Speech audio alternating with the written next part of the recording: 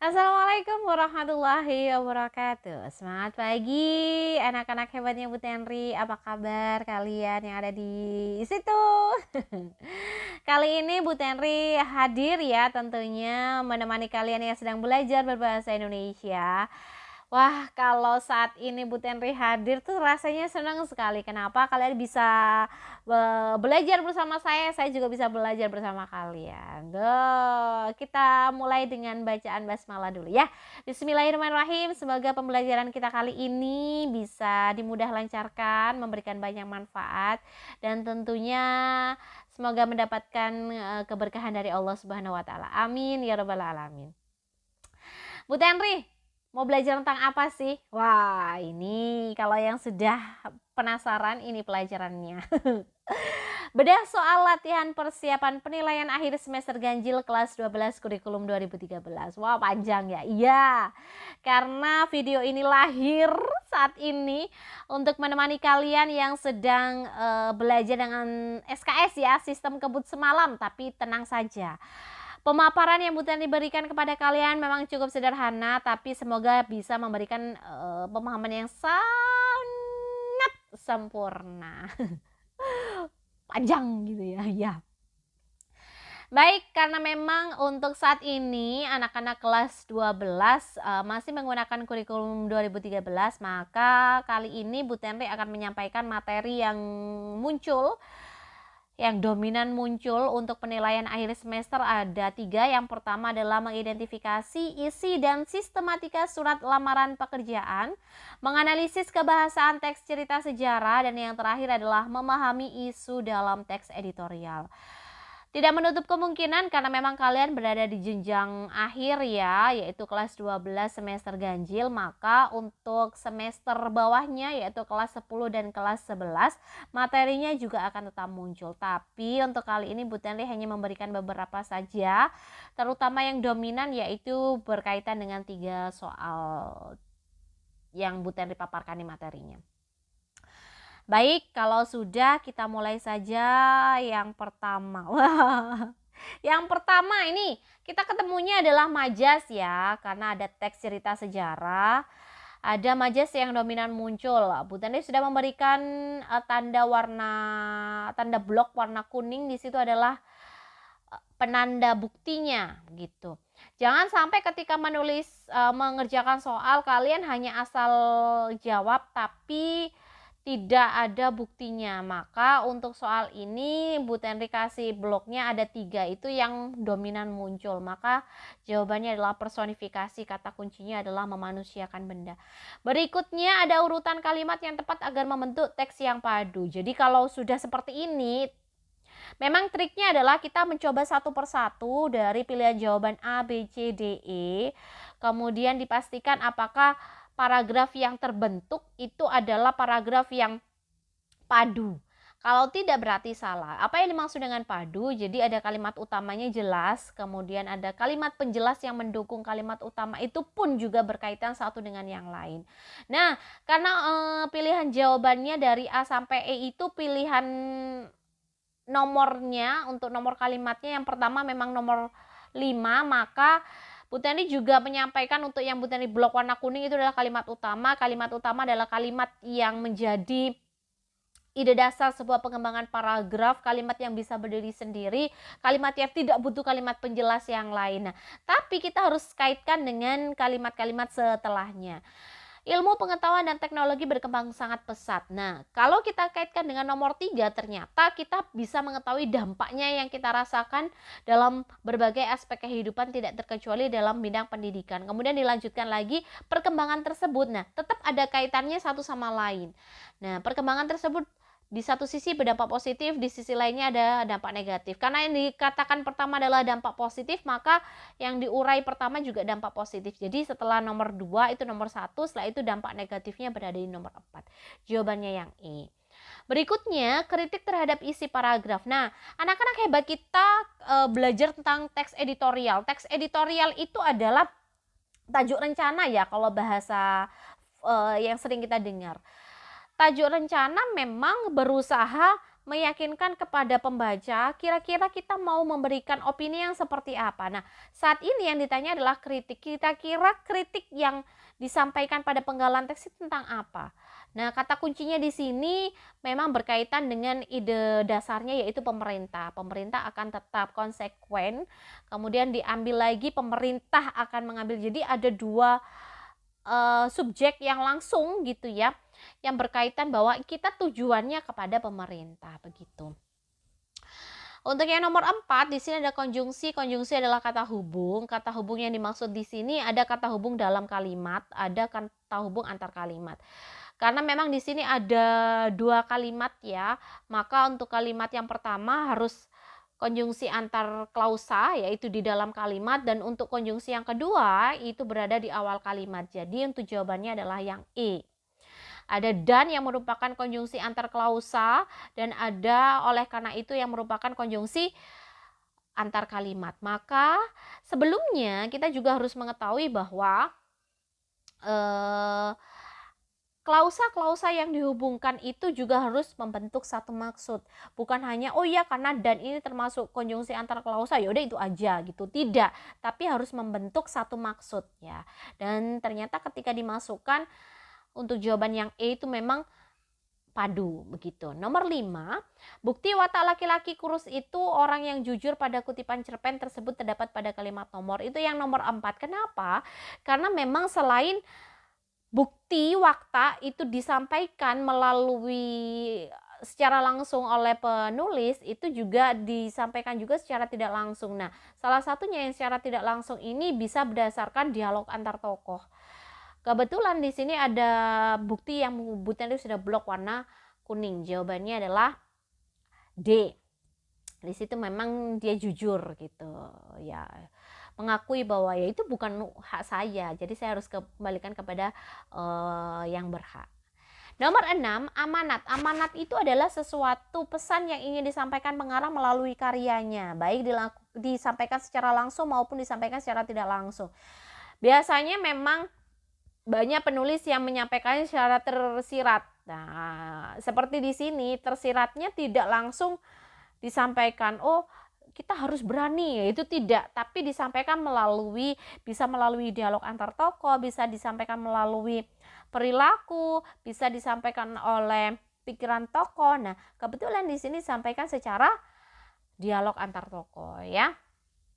Berikutnya nomor 7, arti istilah dominan. Nah, kalau istilah itu memang kaitannya dengan pengertian yang ada dalam Kamus Besar Bahasa Indonesia, tapi harus dikaitkan dengan kata atau maksud yang ada pada penggalan teks.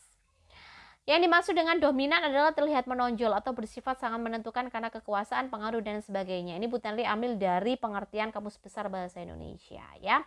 Nomor 8, latar. Anak-anak hebat, latar dalam cerita itu ada 3 ya, latar tempat, latar waktu, latar suasana. Yang Bu Tenri blok warna kuning di sini adalah latar suasana ya, mulai mentari telah mulai datang dari timur, ayam hutan mulai berkokok, embun membasahi, itu adalah didominasi dengan kejadian-kejadian yang muncul ketika pagi hari. Kemudian yang Bu Tenri blok warna toska itu adalah bukti dari latar tempat ya. Jadi di hutan pada pagi hari. 9, di sini ada iklan lowongan pekerjaan, ada kalimat yang menyatakan isi surat lamaran pekerjaan yang sesuai. Jadi karena memang kita mengacunya pada iklan, maka disebutkan berdasarkan iklan lowongan pekerjaan bla bla bla bla. Nah, itu kita sampaikan. Ya, jangan sampai kayak yang A gitu ya. Kenapa? Salah, karena di situ di perusahaan Bapak mohon diterima, itu sudah memaksa gitu ya. Untuk yang B juga salah, mengharapkan agar Bapak, padahal kita nggak tahu si empunya ya itu tidak mesti seorang Bapak. Kemudian yang C itu pun juga masih belum jelas. Yang E pun juga begitu, siap dilatih, padahal kita masih mengajukan gitu ya, mengajukan lamaran pekerjaan. Baiklah, nomor 9D, nomor 10, amanat. Kita ketemu lagi sama amanat. Kenapa kok amanatnya sering muncul? Karena kita tahu bahwa sebuah karya sastra itu bukan hanya sekedar hiburan saja, bukan hanya sekedar bacaan saja, tapi harus ada sesuatu yang bisa kita aplikasikan dalam kehidupan sehari-hari. Contohnya adalah pesan-pesan tersebut bisa kita gunakan dalam kehidupan bermasyarakat gitu ya. Di sini ada buktinya, ada dua, bahkan dalam satu penggalan cerita itu lebih realistis. Kemudian bawahnya tiada henti-hentinya dia yang coba mempengaruhi ibu. Bahwa di situ kita harus realistis menghadapi kenyataan hidup. Kenapa? Bahwa mengingatkan kembali kepada kita bahwa ternyata kita harus tahu dalam kehidupan yang nyata itu juga harus dilakukan dengan sebaik mungkin gitu ya. Terus Bu Tenri juga ambil ini kutipannya dari Padang Ilalang di belakang rumah karya N. Hadini. Kalau seperti ini Bu Tenri harus sampaikan karena ini adalah karya hebat, karya besar gitu ya. Kita harus realistis menghadapi kenyataan hidup. Kalau yang lain sih bukan termasuk pesannya ya. Kita harus tetap teguh pendirian, teguhnya sebelah mana?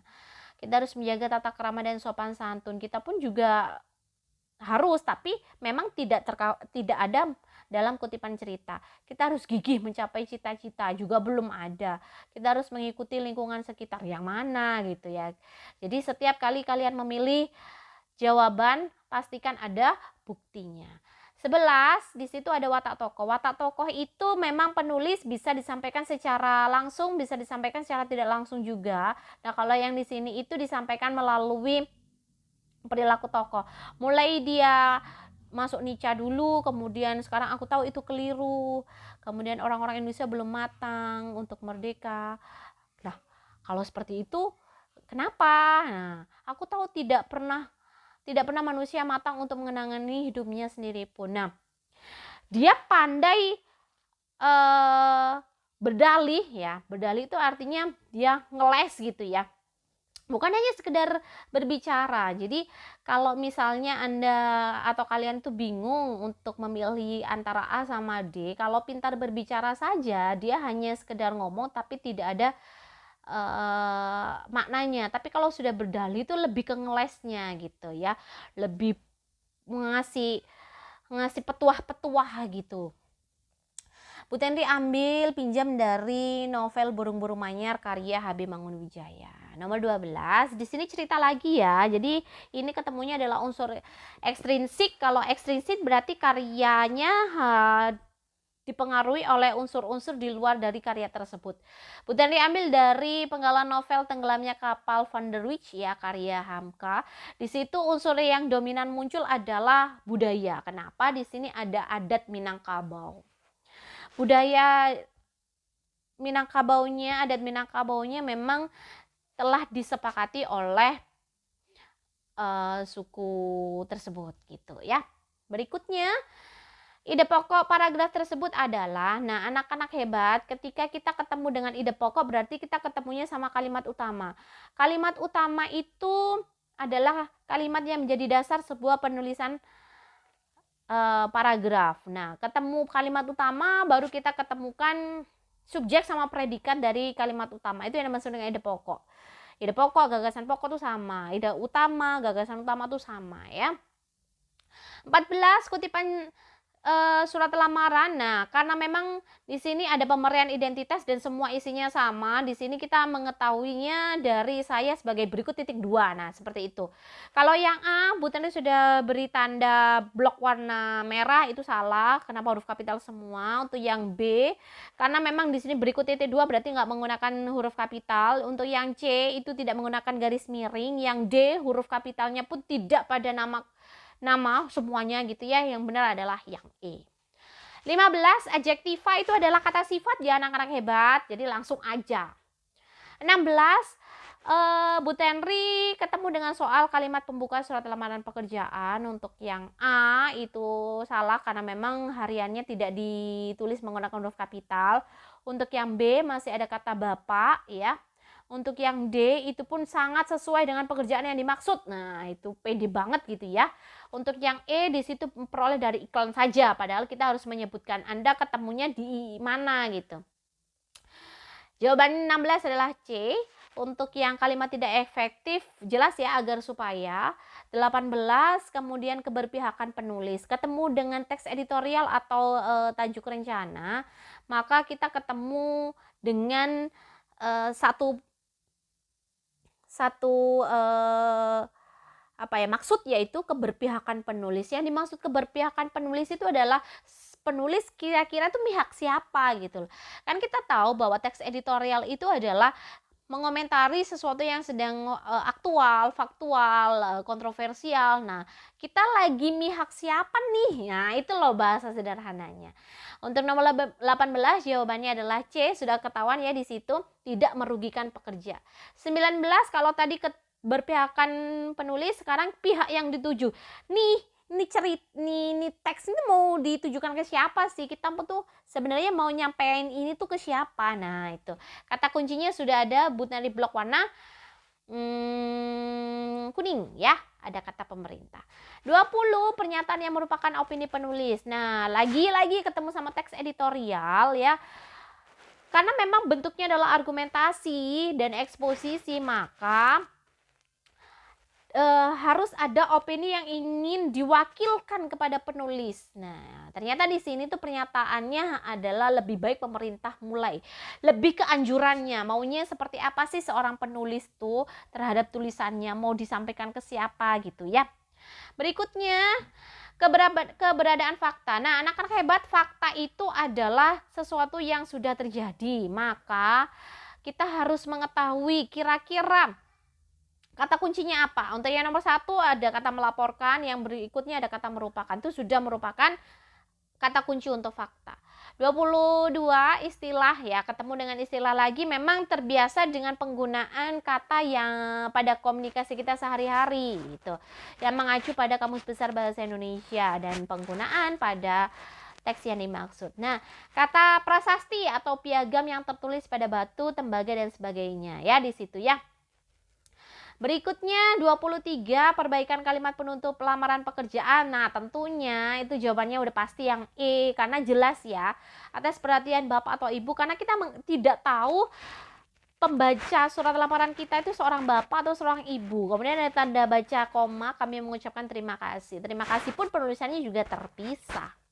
24 ini jelas ya, penggunaan tanda baca yang tepat itu ada di D, nomor, NO titik itu memang baku, tapi untuk yang YTH itu masih menggunakan titik 1, MT titik T, M titik T titik gitu.